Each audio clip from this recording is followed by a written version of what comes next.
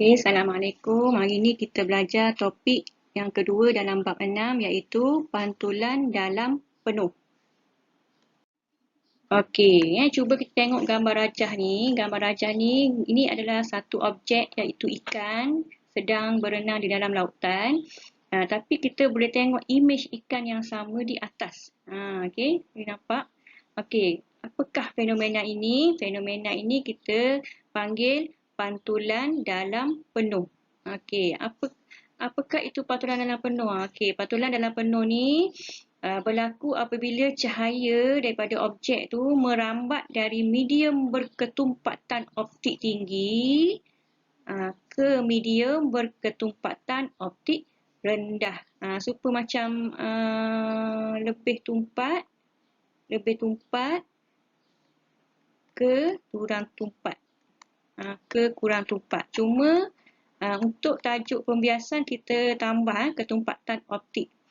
Jadi pantulan dalam penuh ni hanya berlaku jika cahaya tu merambat daripada medium yang mempunyai ketumpatan optik yang tinggi kepada objek yang mempunyai ketumpatan optik yang rendah. Okey, sudut genting. Ini satu istilah yang akan kita guna dalam tajuk pantulan dalam penuh. Okey, mari kita tengok gambar rajah yang pertama. Okey, ini adalah satu blok kaca separuh bulatan, semi bulatan. Ini adalah satu sinar tuju yang ditujukan kepada blok kaca. Ini garis normal sebagai rujukan. Okey, ini adalah sudut tuju. Okey, I is sudut tuju. Ni adalah sudut bias. Okey, jadi sudut tuju dan sudut bias ni kita kena ukur daripada garis normal kepada sinar tu. Tu cara dia, bukan daripada objek kepada sinar. Dia mesti daripada garis normal kepada sinar. Okey, ini kalau tiba-tiba kita bagi sudut tuju tapi sudut bias dia jadi 90 darjah. Cuba tengok gambar rajah ni, sudut bias dia jadi 90 darjah. Ni maksudnya sudut tuju tadi dah menjadi sudut genting. Dah menjadi sudut genting, critical angle. Okey. Kemudian jika kita tambahkan lagi sudut tuju, ni asal sudut genting. Okey, kita tambah lagi ni. Tambah lagi, jadi sudut tuju dia lebih besar daripada sudut genting. Kita akan tengok cahaya yang asalnya lalu kat tepi medium ni, dekat sempadan ni, dia akan terpantul semula. Ini yang kita panggil pantulan dalam penuh. Okey, ni penerangan untuk tadilah. Apabila sudut tuju kurang daripada sudut genting, sinar dibiaskan menjauhi garis normal. Ada juga sinar pantulan tapi lemah. Okey, yang kedua, jika sudut tuju sama dengan sudut genting, okey, jadi sudut bias dia akan jadi 90 darjah. Okey, ni pun jadi sinar bias ni akan merambat sepanjang sempadan antara kaca dan juga udara. Kaca ni mempunyai ketumpatan optik yang lebih tinggi. Udara ni ketumpatan optik dia rendah. Okey. Sebab syarat untuk pantulan dalam penuh wajib daripada ketumpatan optik tinggi ke ketumpatan optik rendah. Okey, jadi masa ni cahaya akan bergerak di sepanjang sempadan. Tapi bila kita tambah lagi sudut tuju lebih besar daripada sudut genting, jadi sudah tiada sinar biasan. Dia jadi pantulan cahaya. Pantulan dalam penuh. Masa ni dah tak ada cahaya kat luar ni. Jadi semua dipantulkan. Okey, ini definisi untuk pantulan dalam penuh. Pantulan dalam penuh berlaku apabila cahaya merambat dari medium yang berketumpatan optik tinggi ke medium yang berketumpatan optik rendah dengan sudut tuju lebih besar daripada sudut genting. Ni panjang dia punya definisi. Yang pertama mesti cahaya merambat daripada medium berketumpatan optik tinggi ke medium yang berketumpatan optik rendah. Yang kedua, mesti sudut tuju lebih besar daripada sudut genting. Jadi ada dua syarat. Okey, apakah maksud sudut genting? Sudut genting ialah sudut tuju dalam medium yang berketumpatan optik tinggi apabila sudut bias dalam medium yang berketumpatan optik rendah sama dengan 90 darjah. Sudut tuju apabila sudut bias adalah 90 darjah. Tu yang lebih ringkas. Okey, secara umumnya kita akan jumpa satu rumus. Dulu kita jumpa dah N sama dengan sin I per sin R. N sama dengan dalam nyata dalam ketara. Okey, ni satu lagi N1 sin theta 1 sama dengan N2 sin theta 2. Okey, yang ketiga ni kita jumpa, yang keempat ni kita jumpa rumus baru N sama dengan 1 sin C. Maknanya C ni kita guna sudut genting. Okey, contoh pengiraan lah. Contoh pengiraan kalau kita tukar ni sin C duduk sini, N duduk bawah sebab soalan dia kata jika N sama dengan 2.42. Okey, N sama dengan 1 per sin C. Jika N sama dengan 2.42, 1 per sin C ya. Jadi, nak cari sin C, kita kena letak 1 per 2.42. Okey, nak cari C, kita kena sin songsang 1 per 2.42. Jadi, kita akan dapat sudut genting bagi intan ialah 24.4. Sudut genting suatu medium bergantung kepada ketumpatan optik medium itu. Semakin tinggi indeks biasan medium, semakin kecil sudut genting. Semakin tinggi N, semakin kecil sudut genting. Maknanya N berkadar songsang dengan C. Okey. Fenomena, antara fenomena semula jadi yang pertama pembentukan pelangi. Jadi bagaimana pelangi terbentuk? Disebabkan oleh pembiasan, penyebaran dan pantulan dalam penuh apabila cahaya melalui titisan air dalam udara. Ni yang color biru pula ni adalah titisan air di udara. Air ni mempunyai ketumpatan optik yang lebih tinggi daripada udara. Jadi masa inilah berlaku pantulan dalam penuh. Jadi bila pantulan dalam penuh dia tebar jadi menghasilkan 7 warna pelangi. Okey, logam maya. Ni rajin tanya yang peksa lah. Okey, pada hari yang panas, sinar cahaya dari matahari. Okey, ni sinar cahaya kat atas ni lah. Okey, satunya objek. Langit tu sebagai objek. Okey, sinar cahaya melalui udara yang berketumpatan optik tinggi ke udara yang mempunyai ketumpatan optik yang kecil, yang rendah. Maksudnya kalau udara sejuk tu ketumpatan optik dia tinggi. Kat atas ni lebih sejuk daripada kat permukaan daratan. Permukaan daratan lebih panas, di atas lebih sejuk. Jadi bila udara tu sejuk, dia mempunyai ketumpatan optik yang tinggi. Udara di bawah ni lebih panas, jadi mempunyai ketumpatan optik yang lebih kecil. Ni tukur ni. Optik yang lebih kecil. Okey, jadi kita tahu pantulan dalam penuh mesti berlaku apabila sinar cahaya bergerak daripada objek yang mempunyai ketumpatan optik tinggi ke medium yang mempunyai ketumpatan optik yang rendah. Okey, memula dia masa ni belum sampai lagi sudut genting. Tak sampai lagi sudut genting. Masih lagi sudut lebih kecil daripada sudut genting. Tapi bila tengok ni nampak sudut lebih besar daripada atas ni. Ni mesti dah lebih daripada sudut tuju, dah lebih besar daripada sudut genting. Masa ni lah berlaku pantulan dalam penuh. Jadi pemerhati ni, orang ni dia nampak image awan tu di atas permukaan daratan. Jadi dia macam nampak lopak air di sini. Lopak air ataupun kolam air. Okey, ni aplikasi pantulan dalam penuh. Okey, antara yang glamour ni periskop prisma. Jadi periskop ni biasa yang kita buat di sekolah tu, di makmal tu kita guna kaca je. Kita guna cermin biasa. Cermin satah yang sekeping tu. Tapi yang ini kita guna prisma kaca. Prisma kaca tu segitiga kaca tu yang bentuk segitiga macam piramid tapi segitiga. Sudut dia kita tetapkan 45 darjah, 90 darjah, 45 darjah. Maksudnya sudut dia tu sini 45, sini 45, sini 90 darjah.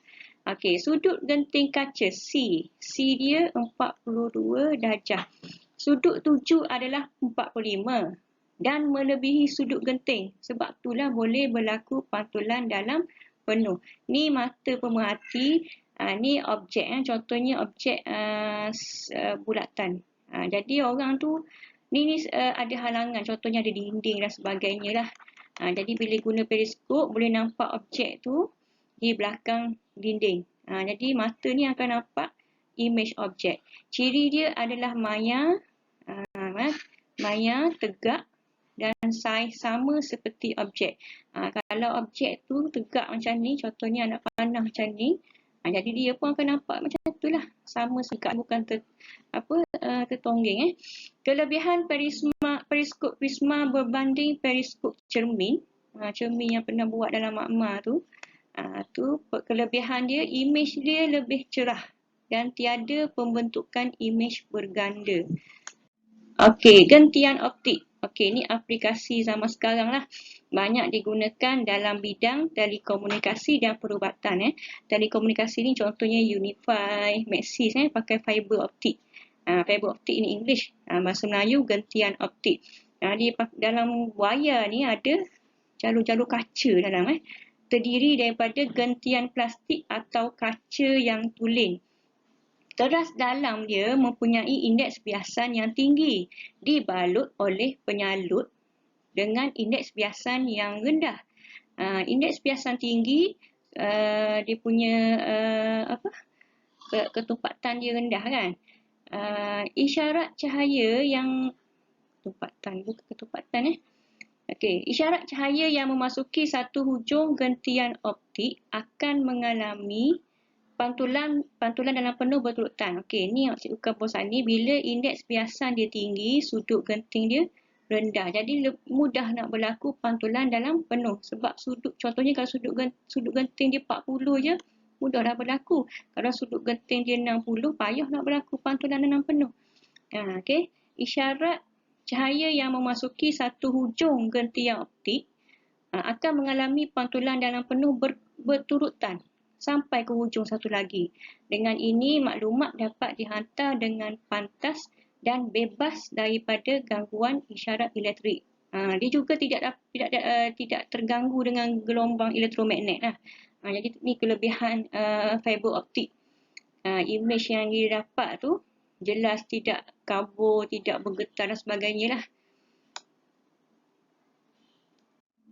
Okey, pemantul mata jalan ni yang ada petok atas jalan tu ataupun kat tepi jalan.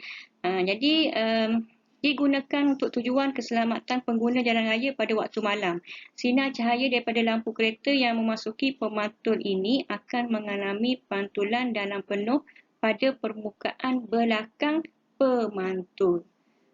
Okey. Kilauan intan. Boleh tengok ni intan. Satu cahaya masuk, lepas tu berlaku pantulan dalam penuh, lepas tu berlaku lagi pantulan dalam penuh, lepas tu baru keluar. Ni baru satu arus cahaya. Kalau masuk lagi cahaya lain, sebab itulah pemata ni kita boleh nampak dia berkilau. Ketumpatan optik intan adalah tinggi dan menyebabkan indeks biasanya besar. Jadi bila N dia besar, C dia, sudut genting dia kecil. 24.4 darjah saja. Jadi kalau kita bagi sinar cahaya lebih daripada 30, lebih daripada 25 darjah, terus berlaku pantulan dalam penuh. Apabila sinar cahaya memasuki intan, ia mengalami pantulan dalam penuh beberapa kali, banyak kali dalam intan. Selepas pantulan dalam penuh beberapa kali, warna-warna di dalam cahaya dipisahkan dan dilihat secara individu. Warna-warna yang banyak tu dipisahkan, jadi nampak banyak kilauan cahaya. Okey, ni contoh soalan lah. Tandakan dalam gambar rajah berikut sudut genting. Di manakah sudut genting? Sudut kita kena tanda daripada garis normal. Jadi ni adalah garis normal, jadi inilah sudut genting. Ni garis normal, biasa garis normal garis putus-putus. So ini adalah sudut genting. Ni garis normal, ni sudut genting. Ni garis normal. Mana sinar 7? Okey, ni sinar 7. Ada 7. Okey, ini adalah garis normal. Okey, contoh 2. Sudut genting berlian ialah 24.4 darjah. Tentukan indeks biasan berlian. Okey, jadi kita ada rumus. Kita ada rumus N sama dengan 1/C. Okey, jadi N dia tu yang kita nak cari 1/C 24.4 darjah. Jadi kita boleh tekan kalkulator lah ni.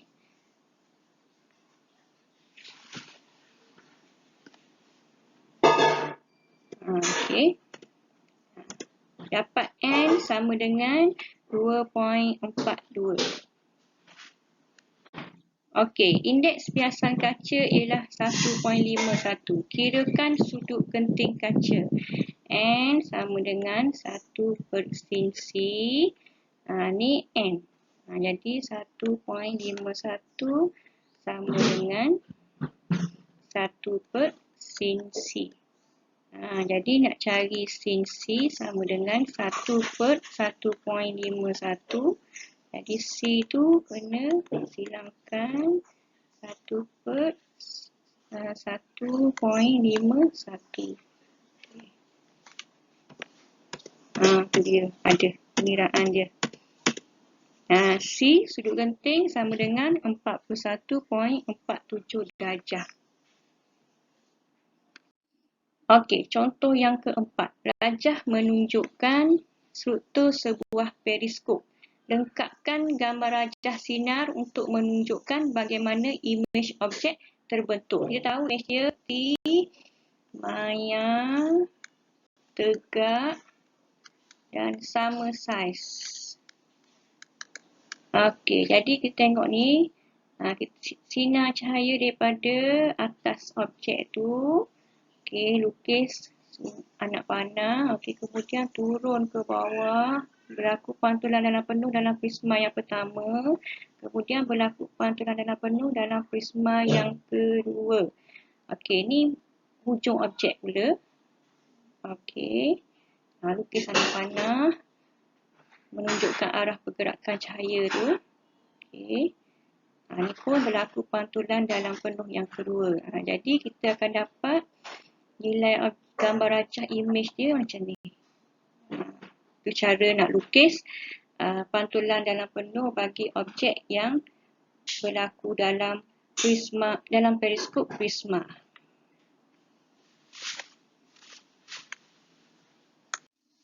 Okey, nak buat pengiraan yang seterusnya. Menyelesaikan masalah yang melibatkan pantulan dalam penuh. Contoh 1. Rajah 6.25 menunjukkan satu sinar cahaya merambat dari udara. Okey, ni dari udara ke prisma yang mempunyai indeks biasan 1.49. Jadi dia punya N sama dengan 1/C. Okey, ni N. Hitungkan sudut genting prisma. Dia guna rumus ni lah. Dia letak nilai 1/1.49 sama dengan cc. Okey, jadi dapat kira sudut genting dia 42.2 darjah. Okey, lengkapkan lintasan sinar cahaya sehingga cahaya keluar ke udara. Jadi daripada gambar rajah ni, cahaya ni masuk dulu. Dalam ni kemudian mengalami pantulan di sini. Pantulan dalam penuh. Kemudian pantulan dalam penuh sekali lagi. Jadi macam itulah super dalam ni. Dia sebab apa? Sebab ni garis normal. Garis normal ni sudut 45 darjah. Sudut 45 darjah lebih besar daripada sudut genting 42.2 darjah. Jadi sebab itulah berlaku pantulan dalam penuh.